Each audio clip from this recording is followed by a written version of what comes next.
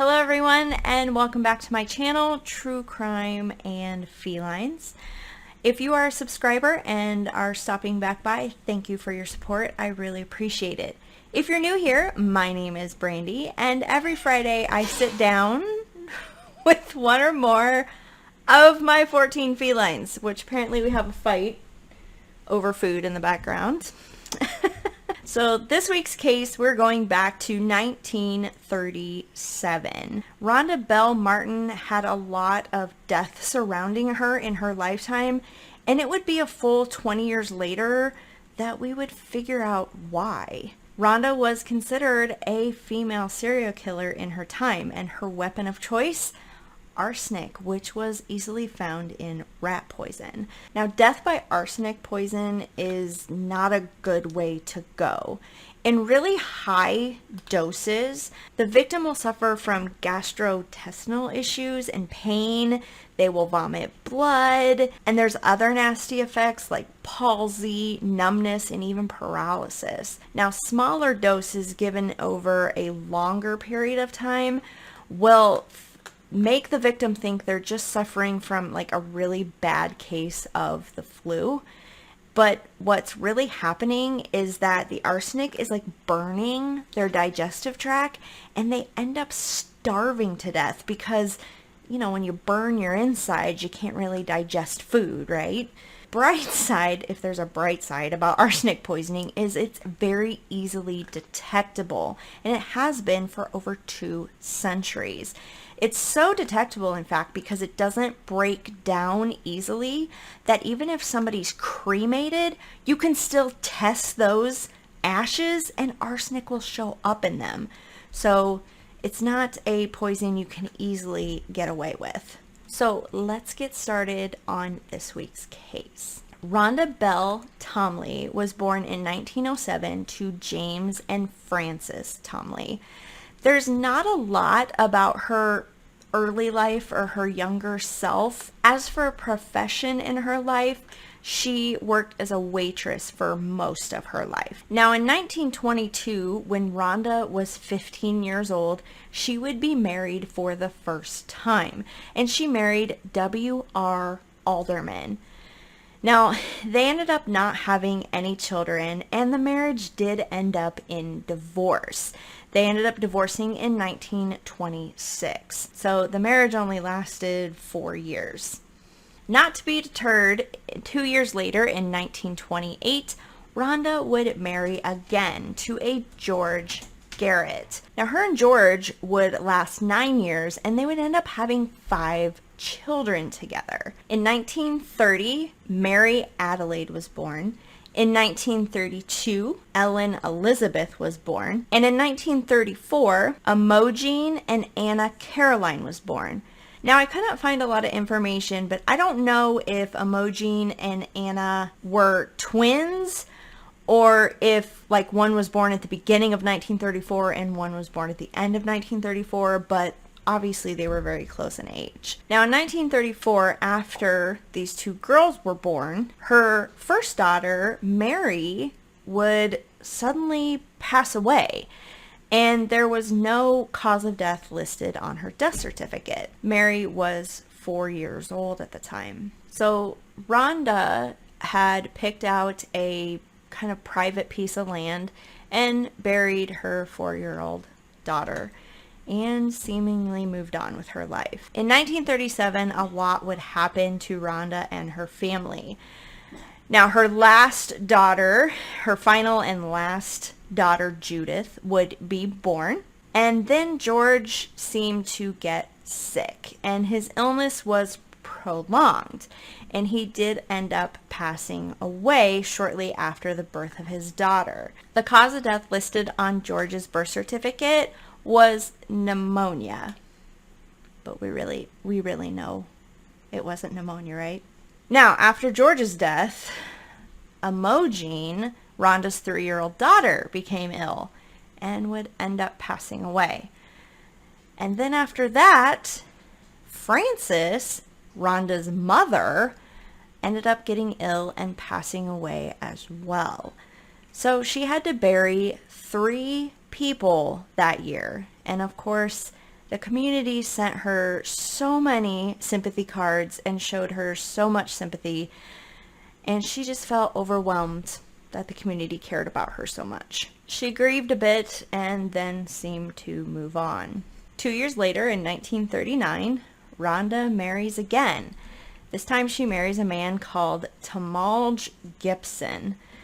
Now, for whatever reason, the marriage only lasts 5 months, and Tamalj skedaddles out of there.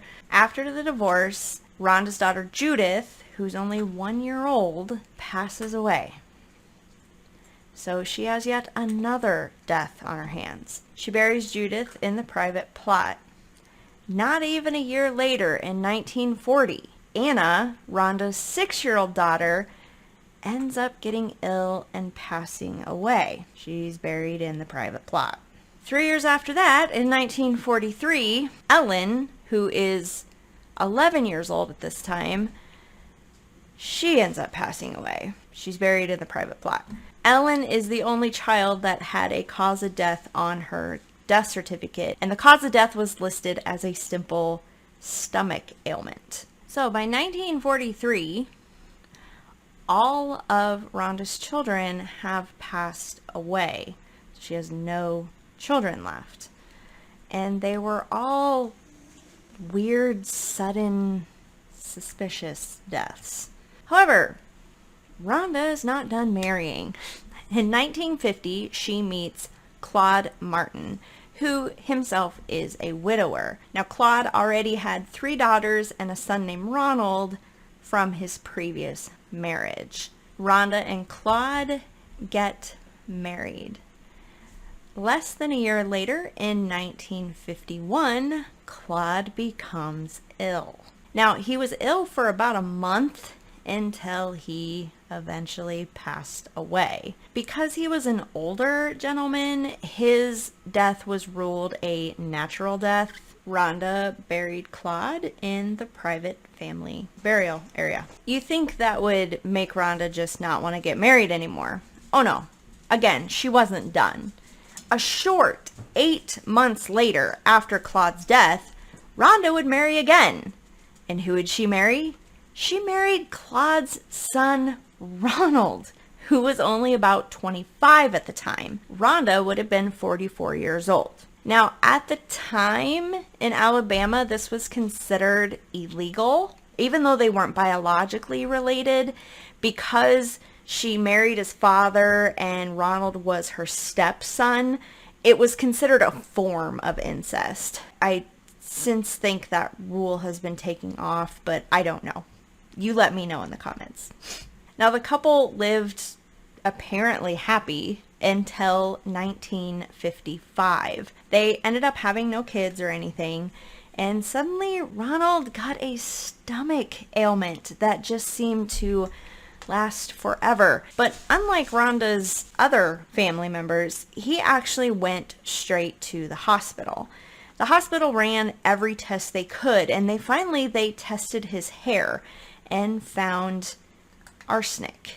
Now, the police ended up talking to Ronald, and Ronald started telling them about all the strange deaths that had happened before him and his father came along, and of course his father passing away of quote-unquote natural causes, but it was still suspicious. So the police kind of quietly started investigating Rhonda. They ended up exhuming all those family members, and they tested their bodies for arsenic, and they found it.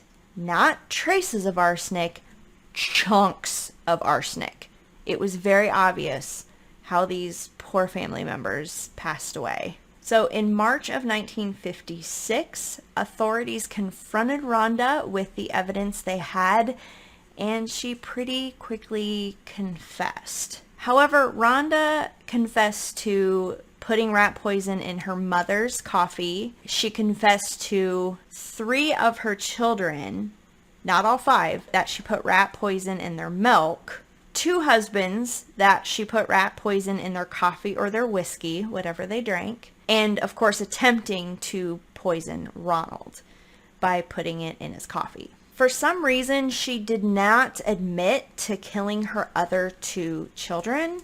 Although their deaths were suspicious and they died in the exact same way of the rest of her family members, she would not admit to killing them. So authorities were happy that she confessed and she was able to stand trial for this. But what they couldn't get out of her was why she did this. So Rhonda was put on trial and convicted of killing Claude and attempting to kill Ronald.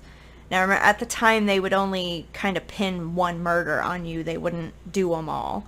So she was convicted of killing Claude and attempting to poison Ronald, and she was sentenced to be executed. Now authorities were happy that they caught her and made it so she couldn't hurt anybody else, but the problem is they didn't have why she did it. She never told them why, and in a letter she wrote, she didn't know why she did it either. So here's what she wrote in her letter before she was executed. At my death, whether it be a natural death or otherwise, I want my body to be given to some scientific institution to be used as they see fit, but especially to see if someone can find out why I committed the crimes I have committed. I can't understand it, for I had no reason whatsoever. There is definitely something wrong. Can't someone find it and save someone else the agony I have been through? Now, the authorities thought Rhonda may be doing what she was doing because she had these small insurance, like small life insurance policies on some of her husbands. But the policies only paid out enough to actually get the person buried, and there wasn't much left over. And for Claude, Rhonda even forked over an additional $400, which was a lot of money back then, to have Claude's first wife exhumed from where she was buried and moved to the private lot to be next to Claude so they could be buried together. So it's almost like she did care, but she didn't care enough not to kill him. Now, later, it was believed that Rhonda suffered from Munchausen by proxy because in a Lifetime magazine article, she admitted that she loved receiving the get well cards that the community sent, which later turned out to be, sympathy cards when the person passed away. And she also took very great care and pleasure, like going over the funeral arrangements and planning all the funerals for each of her family members that passed away also. Ronald, her last and final husband, he did survive the poisoning, but he was left a paraplegic due to it. Rhonda was executed in Alabama's electric chair in 1957. Her last meal was hamburger, mashed potatoes, cinnamon rolls, and coffee. Now, when she went in to be executed and the warden made the signal to flip the switch was flipped and nothing happened. Upon investigation, they saw that the power source to the chair had come disconnected, so they had to reconnect that, and then when they flipped the switch, it worked and Rhonda was executed. She was the last woman executed in Alabama until 2002. So what are your thoughts on this case? Do you think she did it for the money? Do you think she had Munchausen by proxy? Or do you just think she wasn't all there and wasn't really aware of what she was doing? I'd love to read what you think in the comments down below. Please give a like to this video if you like this type of content. Please don't forget to subscribe, and I will be back next week with another true crime case or mystery. Thanks, guys. Bye.